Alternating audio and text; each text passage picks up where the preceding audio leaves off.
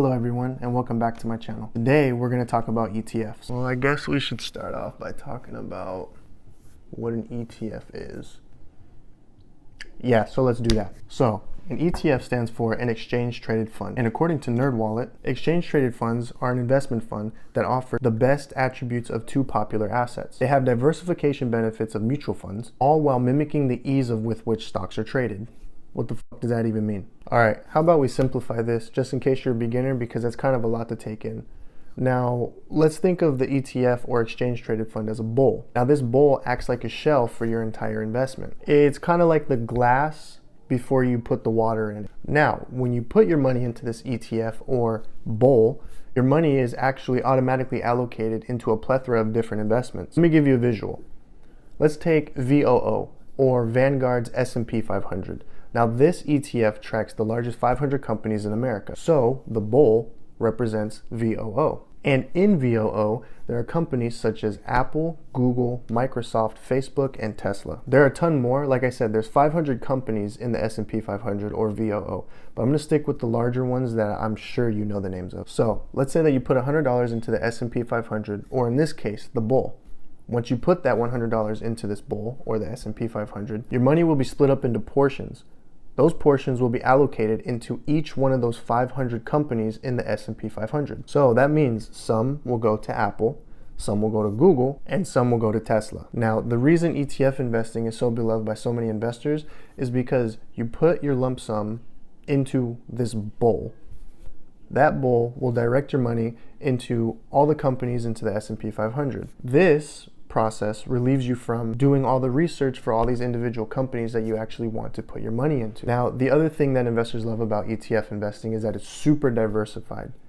And I mean diversified, assuming that you choose a diversified ETF to put your money into. This means that in the S&P 500, or VTI, Vanguard's Total Market Index Fund, which we might talk about later in this video, your money is balanced in between different sectors of this ETF. Now, I guess I should tell you what these sectors are because there's 11 of them. I'm gonna put them on the screen, but these sectors consist of energy, materials, industrials, utilities, healthcare, financials, consumer discretionary, consumer staples, information technology, communication services, and real estate. There's a well-known investing strategy throughout these 11 sectors, and that's because when one of these sectors goes down, say tech for instance, or information technology, you have the other 10 sectors to keep your portfolio afloat. Now, the reason for the ETF is to make it easier for the investor to invest their money instead of having to go through each individual company that you want to place your money into and do all the research it takes to make these smart trades. Now, most people, even myself, don't understand how to read reports, charts, and find the correct trends it takes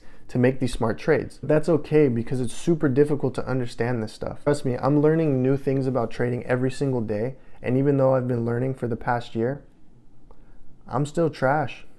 This is why I always tell you to do your own DD. Learn the skill of trading, learn the skill of investing, because this skill doesn't only help you, it can also help you teach other people, pass it on to your children, and ultimately save you from paying all those expensive fees that it takes for a brokerage to trade on your behalf. And actually that brings us to another topic that I want to talk about this video. That topic covers the fees that you'll be paying for holding these ETFs in your portfolio. Now, there are thousands of ETFs that cover all types of investment strategies such as VOO, or Vanguard's S&P 500, and this has a 0.03% expense ratio. There's also VTI, Vanguard's Total Market Index, and what this does is it tracks all the companies in the entire stock market, and instead of putting your money in that bowl that separates your money into 500 companies, it'll actually separate your money into all the companies in the entire stock market. And this expense ratio also comes in at 0.03%. Now, the other ETF that I want to talk about is ARK, or ARK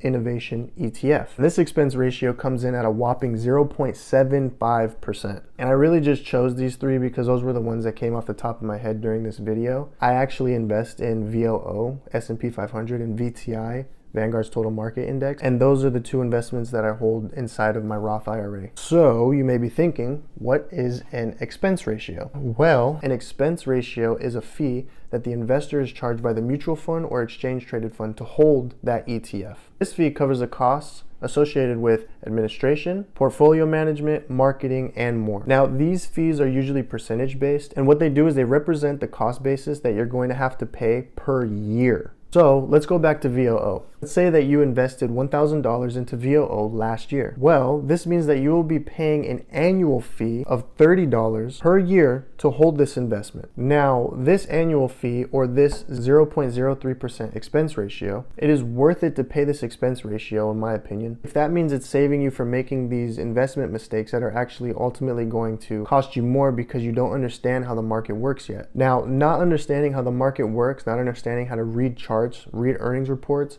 capitalize on trends is actually a recipe for disaster. Once you lose that money and then you sell, the key word sell, you actually realize those gains. Once you realize those gains, you're not going to want to invest anymore, especially if you're a beginning investor.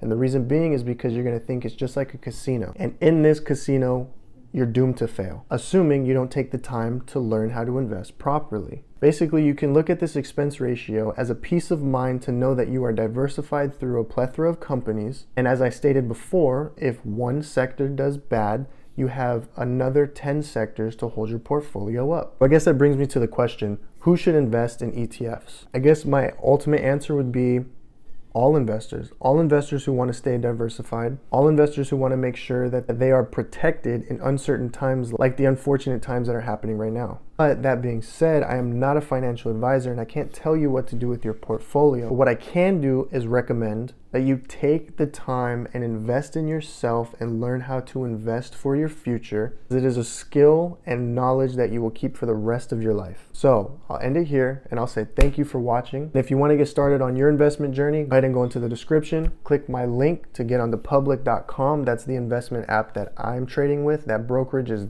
super dope. You can actually talk to people, you can see other people's trades. You can't see the money that they have inside or the amount of shares that they have inside, and that's for your protection. But you can go ahead and follow me there at Robert Michelle. And I just want to say have a great day. Peace.